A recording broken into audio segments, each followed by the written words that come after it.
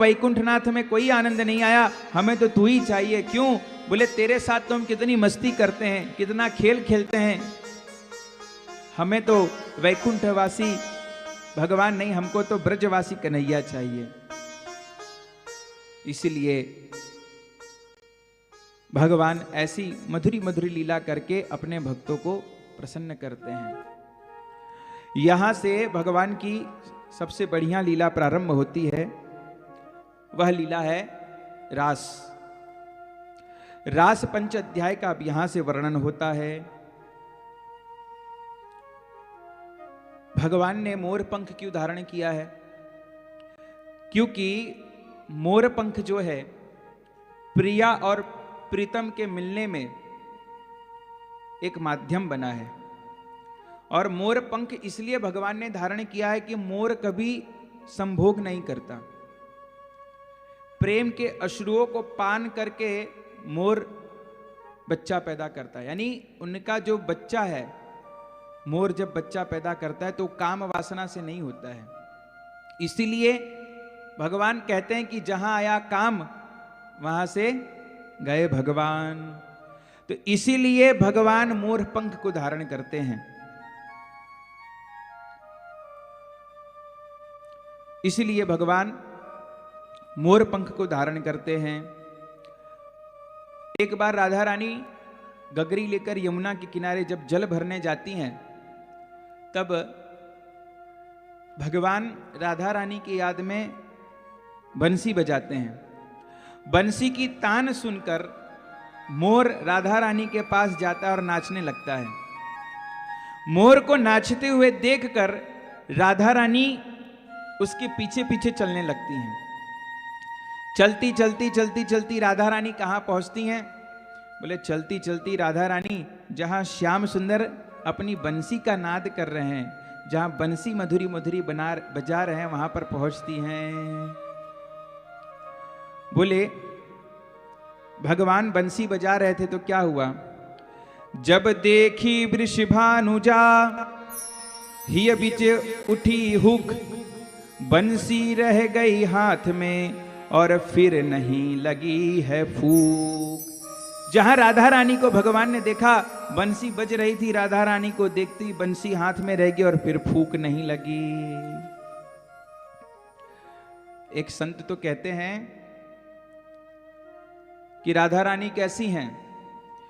तप्त कांचन गौरांगी राधे वृंदावनेश्वरी,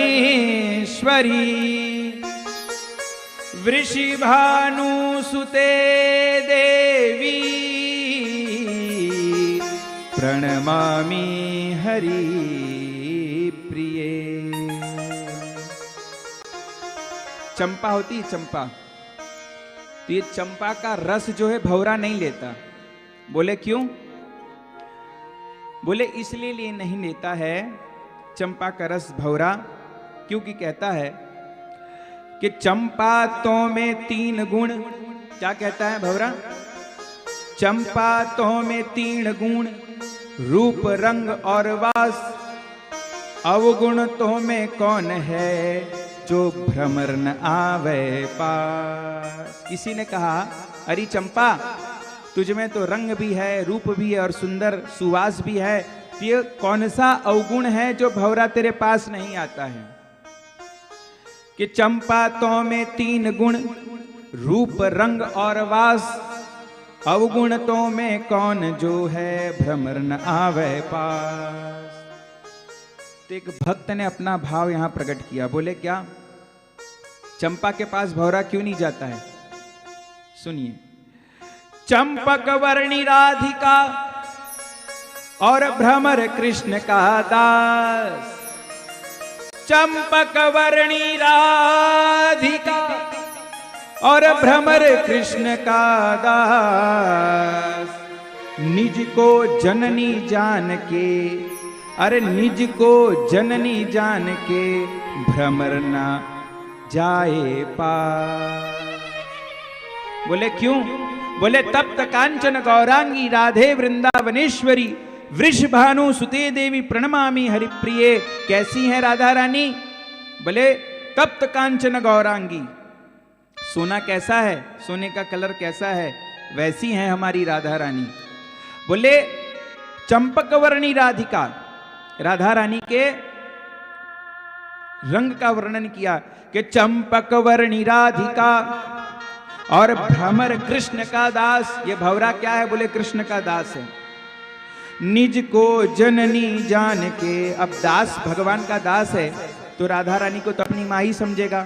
निज को जननी जान के भ्रमर न जावे पास। अरे ये तो जैसी हमारी राधा रानी है ऐसा ही इसका वर्ण है, तो ये भी मेरी माँ के समान हुई, तो मैं उसके पास कैसे जाऊं। ये हमारे राधा रानी का स्वरूप है और भगवान की इसीलिए फूक